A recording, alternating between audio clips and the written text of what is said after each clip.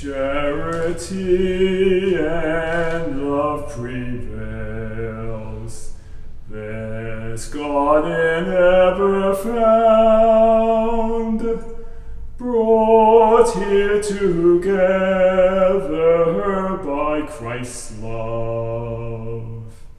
By love we thus abound. When in the shadow of the cross, Christ knelt and washed the feet of his disciples. He gave us a sign of love complete.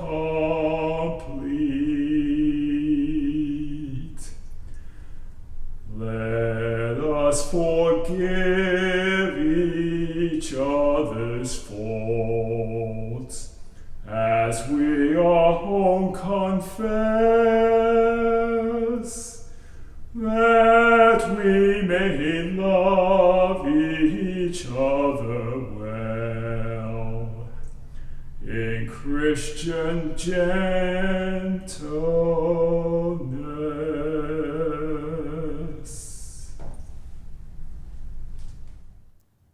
The scripture for Maundy Thursday is always selected portions from the 13th chapter of the Gospel of John. Now, before the festival of the Passover, Jesus knew that his hour had come to depart from this world and go to the Father. Having loved his own who were in the world, he loved them to the end. The devil had already put into the heart of Judas, son of Simon Iscariot, to betray him. And during supper, Jesus, knowing that the Father had given him all things into his hands, and that he had come from God and was going to God, got up from the table, took off his outer robe, and tied a towel around himself. Then he poured water into a basin and began to wash the disciples' feet and wipe them with the towel that he had tied around him. He came to Simon Peter, who said to him, "Lord, are you going to wash my feet?" Jesus answered, "You do not know now what I am doing, but later you will understand." Peter said to him, "You will never wash my feet." Jesus answered, "Unless I wash you, you have no share with me." Simon Peter said to him, "Lord, not my feet only, but also my hands and my head." Jesus said to him, "One who has bathed does not need to wash except for the feet, but is entirely clean. And you are clean, though not all of you." For he knew who was to betray him. For this reason he said, "Not all of you are clean." After he had washed their feet, had put on his robe, and returned to the table, he said to them, "Do you know what I have done to you? You call me teacher and Lord, and you are right, for that is what I am. So if I, your Lord and teacher, have washed your feet, you also ought to wash one another's feet. For I have set you an example, that you also should do as I have done to you. Very truly I tell you, servants are not greater than their master, nor are messengers greater than the one who sent them. If you know these things, you are blessed if you do them. Now the Son of Man has been glorified, and God has been glorified in him. If God has been glorified in him, God will also glorify him in himself, and will glorify him at once. Little children, I am with you only a little longer. You will look for me, and as I said to the Judeans, so now I say to you, where I am going, you cannot come. I give you a new commandment, that you love one another, just as I have loved you. You also should love one another. By this everyone will know that you are my disciples, if you have love for one another."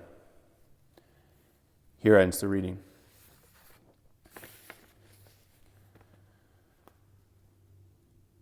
Well, some light is finally beginning to shine, but it's been a tough year, hasn't it?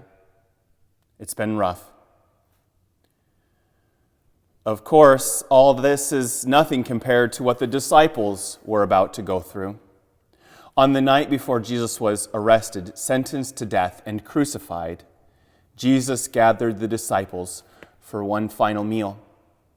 And thick-headed though they could be, even they knew that night and so that meal were significant.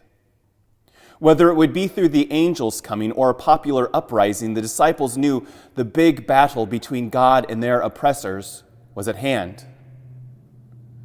What they could never have imagined, though, was the way God was going to wage this battle.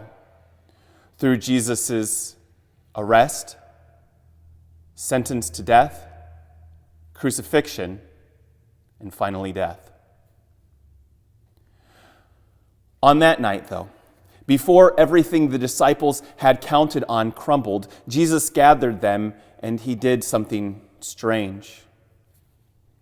He took off his robe and he did the menial work of a servant. Jesus washed the disciples' feet. And of course, the disciples fought it, especially Peter. But on the night before the big battle, the last thing you want to see is your leader kneeling down and assuming the role of a lowly servant. No, you want to see your leader standing tall and strong. And so, of course, the disciples fought what Jesus was doing.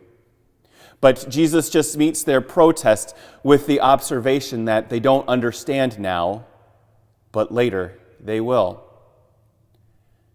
And never a truer word has been spoken. Because that's the way it always goes when we go through the ringer, isn't it? We fight what we don't understand. We fight the way Jesus shows up in the middle of our struggles, looking weak and powerless, because when we're going through it, we want him to fight for us. We want him to show some of his power the way we think it ought to look. And I suspect that's where many of you are coming from tonight. I know that's easy for me to come from there too. And it's okay to admit, in fact, if there ever was a night to come to church admitting that you don't understand that you're limping into Easter, tonight is the night.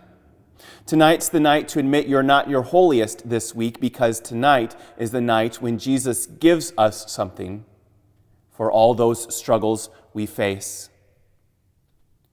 And it's the last thing we'd expect. Not marching orders, but love. His love. Love that comes in the shape of the cross. Maundy Thursday is so called because of the Latin translation of the end of this reading. Mandatum, in English, mandate, a new commandment. The center of this night is the command Jesus gives us to love one another. And love is much vaunted these days, of course, but for as much lip service as we give to it, when the going gets rough, love is often the first thing to go, isn't it? When we go through the ringer, we tell ourselves to buckle down and chin up and hold it together, but not love. Not love, because when the going gets rough, love looks altogether too weak, doesn't it? Like the disciples, when Jesus meets us in the thick of it and gives us something as weak-looking as love, we fight it. I can remember my first Maundy Thursday here. My first Maundy Thursday as a pastor. And Maundy Thursday, the service always ends with the stripping of the altar. It's the beginning of Holy Week. It's a special service, and I felt all of that. And then once everything was done and the service was over, I had a few things left to do in my office. So I went and did some odds and ends.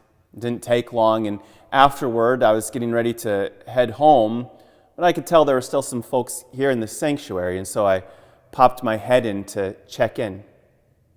And what it was just some folks sitting in the pews, praying, soaking in the quiet, reflecting. And I thought that sounded like a good idea, and so I sat on this side of the sanctuary too. The sun was setting just like it is now. And as the sunlight came through these windows, it was so calming, but it was also revelatory. You see, I had an epiphany that it could all be true one day. That the stripping of the altar, it wasn't play acting, but it was Jesus showing up in his church, bringing us to the place where the things that we count on crumble. Because that night Jesus gathered his disciples for that final meal. They counted on worldly power the way we think power ought to look. And at the cross, it all crumbled. And to us, we trust worldly power. We trust the power of our institutions and our edifices. And in the crucible of last year, they're all a little worse for the wear. You know, the altar here, it's been stripped for over a year, and it's not because of any liturgical considerations. It's because that's where life has brought us. You see, but it's this place where life actually takes us, that Jesus gathers us and tells us to love, gives us his love. And we fight it, don't we? When the going gets rough, it's not easy to trust that Jesus and his love will be enough. But here's the thing. As you're hearing these words right now, Jesus' words have proved true for you, haven't they? That love that Jesus has given you has brought you this far. And tonight, again, Jesus doubles down on that love. He commands you to love. He gives you his love, and it's not sentimental love of the movies. It's his love that loves with no props, his love that loves with no return, his love that comes in the shape of the cross. And that's where life has brought us, isn't it? Under the cross. The truth is, you can't make heads or tails of all this.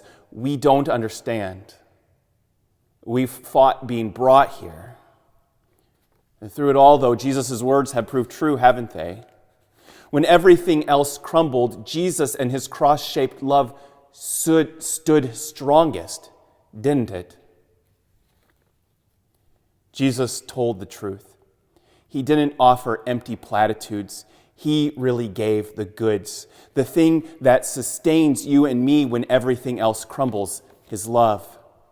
His love that is in the shape of the cross. His love that is strongest when we are weakest. So many of the things we've trusted this past year have crumbled, haven't they? And all we've been left with is Jesus and his love. And weak though this love may have looked, it hasn't failed, has it? And it won't.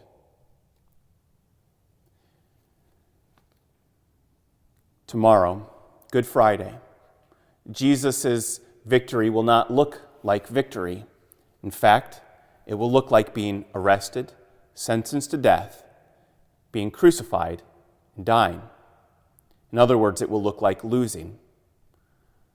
But we know it's losing for the sake of love. And we know in that defeat is Jesus' victory and the fullness thereof. 3 days later, it will be revealed that this love Jesus lays down his life for cannot be extinguished. And it's no different for you and me either. The love that Jesus gives us will not be extinguished. In the face of all those things that we would fight having to face, love looks weak in the face of them. But this love is the one thing that abides through it all, that has brought you and me this far. And so I suppose we have no reason to doubt that it'll bring us the rest of the way too. And it will. To the cross, to the resurrection, and then all the way to eternity too. I give you a new commandment, Jesus said, that you should love one another just as Jesus has loved you, so we should love one another.